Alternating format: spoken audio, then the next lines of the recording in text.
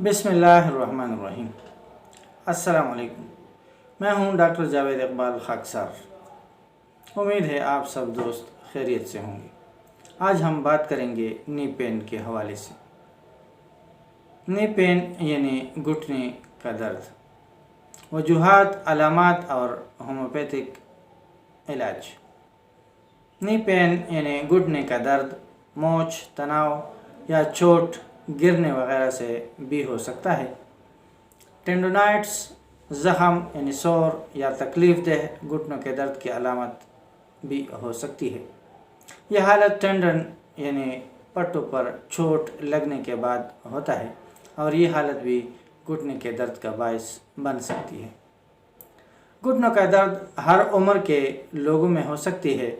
ये अचानक भी शुरू हो सकती है और अक्सर चोट या वर्जिश के बाद भी हो सकती है। घुटने का दर्द हल्की तकलीफ़ के तौर पर हो सकता है और फिर आहिस्ता आहिस्ता ख़राब हो जाता है। घुटने के दर्द के असबाब क्या है? घुटने के दर्द की मुख्तलिफ़ वजूहात और असबाब हो सकती है। ज़्यादा वज़न होने की वजह से आपके घुटने के मसाइल का ज़्यादा ख़तरा होता है। घुटनों का ज़्यादा इस्तेमाल भी घुटनों के मसाइल का सबब हो सकता है जो दर्द का बायस बनते हैं। अगर आपको गठिया की कोई हिस्ट्री है यानी जोड़ों के दर्द की कोई हिस्ट्री है तो ये भी घुटने का दर्द का बायस बन सकती है। वजूहात, घुटने के दर्द की वजूहात क्या हो सकती है?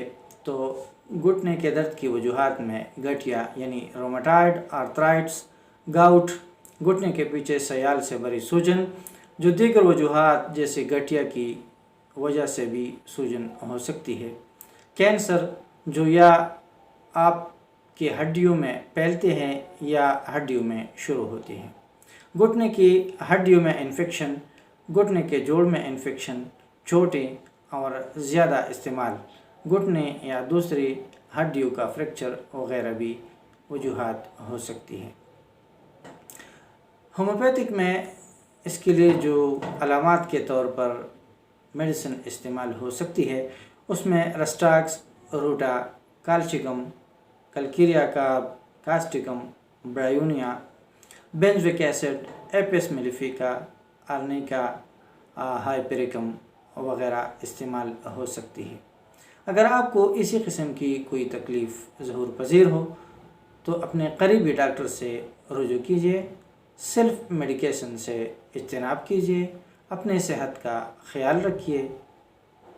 अल्लाह हाफ़िज़।